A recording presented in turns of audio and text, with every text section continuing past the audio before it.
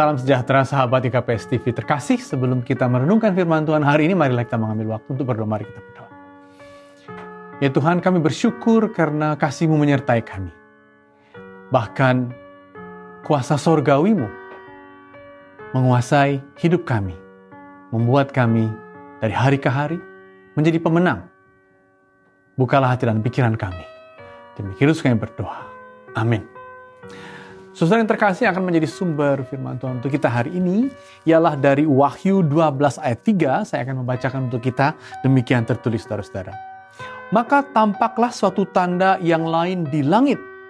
Dan lihatlah, seekor naga merah padam yang besar, berkepala 7 dan bertanduk 10. Dan di atas kepalanya ada 7 mahkota. Saudara-saudara, nats kita yang baru saudara dengar adalah tentang tanda-tanda yang di langit, tanda yang sorgawi.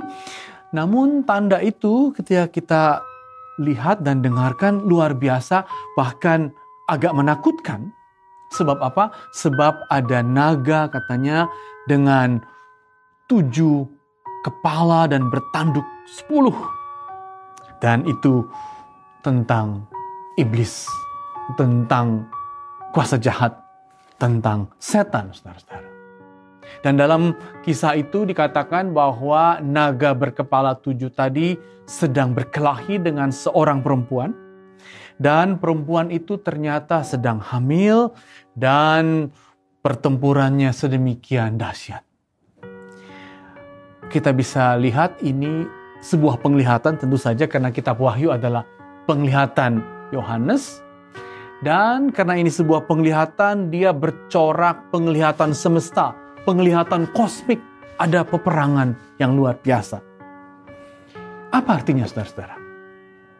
Pertama-tama kalau kita selidiki sebenarnya artinya bahwa 7 kepala naga itu yang sekarang berkelahi dengan perempuan yang sedang hamil itu mencerminkan satu fakta simbolik, yaitu fakta apa?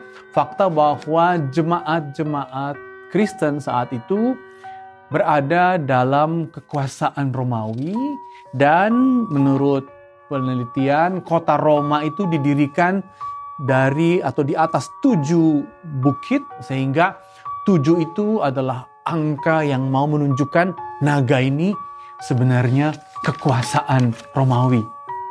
Maka kita bisa mengambil kesimpulan saat itu jemaat Kristen yang mula-mula yang sudah sampai Roma selalu dianggap sebagai kambing hitam. Kalau ada misalnya pandemi, oh itu sebabnya orang Kristen.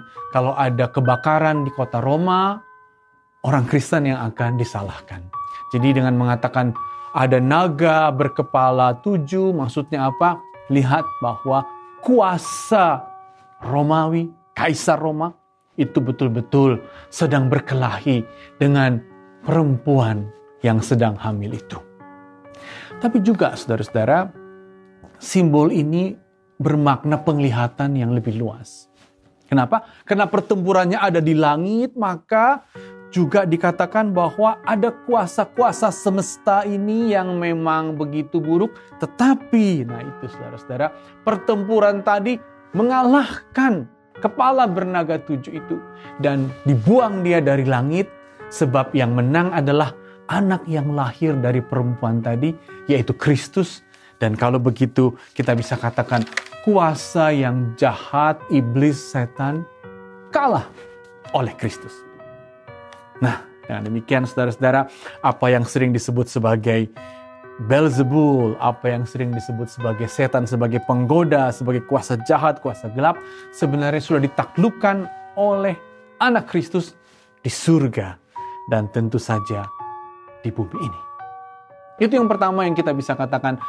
Namun, sekalipun hidup kita masih menghadapi banyak kejahatan, sekalipun kita masih melihat banyak sekali masalah-masalah seolah-olah iblis berkuasa, sebenarnya kita harus berani mengatakan kita tidak dalam kuasa jahat lagi. Sudah dikalahkan, penghulunya sudah jatuh kalah oleh Kristus, dan karena itu kita tidak diombang-ambingkan oleh kuasa jahat melawan kuasa baik, tidak. Tapi kita sekarang memang dalam dunia ini bersama Kristus harus tetap menghadapi tantangan-tantangan sehari-hari. Tapi tidak dalam kendali kuasa jahat, tidak akan menang sebab penghulu kuasa jahat yaitu iblis, yaitu setan, yaitu Beelzebul sudah dikalahkan, sudah diusir dan tidak lagi berkuasa. Kalau begitu saudara-saudara, selanjutnya tentu atas kehidupan yang masih kita hadapi dengan berbagai masalah ini, maka Yesus, kuasa sorgawi yang menang itu, mengajarkan kita untuk berdoa Bapa kami, kita tahu semua. Dan kita kiranya semakin meresapi sepatah doa Bapa kami yang mengatakan apa?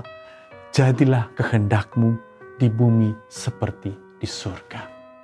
Ketika di sorga, kemenangan kuasa Kristus sudah jelas mengusir yang jahat, mengalahkan 7 kepala naga itu, maka sekarang tugas kita di bumi untuk melanjutkan kemenangannya bersama Kristus. Dan kalau begitu, dari hari ke hari marilah kita menghadapinya, mengatasinya, dan memenangkannya bersama Roh Kristus yang ada di antara kita. Itulah saudara-saudara keyakinan iman Kristen, dan itu keyakinan tentang kemenangan yang di sorga, dan kini bersama Kristus kita menang juga di bumi dari waktu ke waktu. Amin, mari kita berdoa. Ya Tuhan, kami bersyukur bahwa kuasa sorgawi Kristus mengalahkan kuasa-kuasa apapun. Dan kiranya yang terjadi di sorga juga di bumi ini, dan bersama Kristus kami akan menjadi anak-anak-Mu yang menang. Bukalah hati dan pikiran kami ya Tuhan untuk terus melangkah dalam kemenangan. Demi Putra-Mu, Kristus kami berdoa. Amin.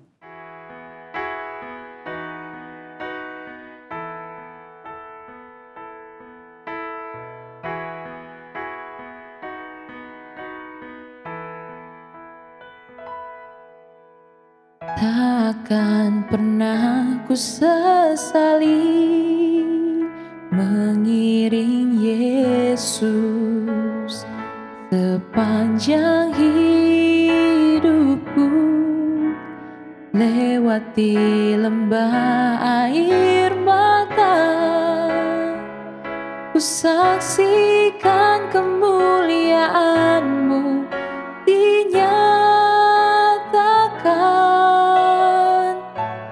Berapapun harga yang harus ku bayar, ku kan tetap sedia melayani, mengasihi-Mu, mengiring-Mu seumur hidupku. Janji-Mu kan tetap ku pegang teguh, sampai ku dapat mahkota kehidupan.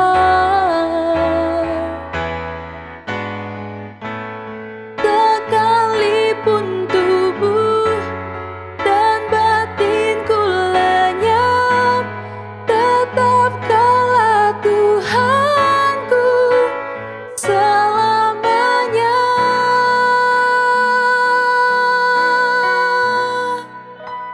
Melayani, mengasihi-Mu, mengiring-Mu seumur hidupku.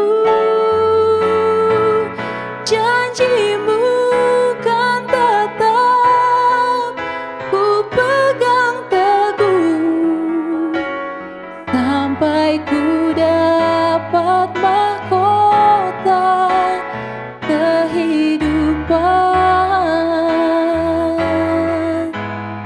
sampai ku dapat mahkota kehidupan.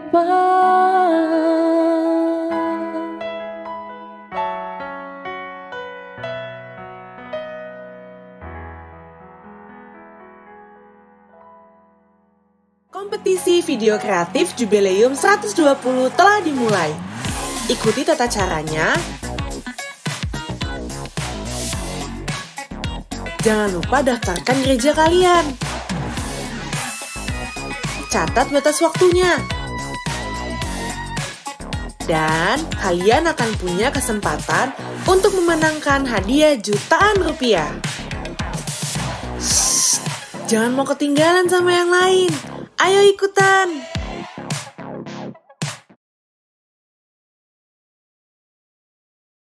GKPS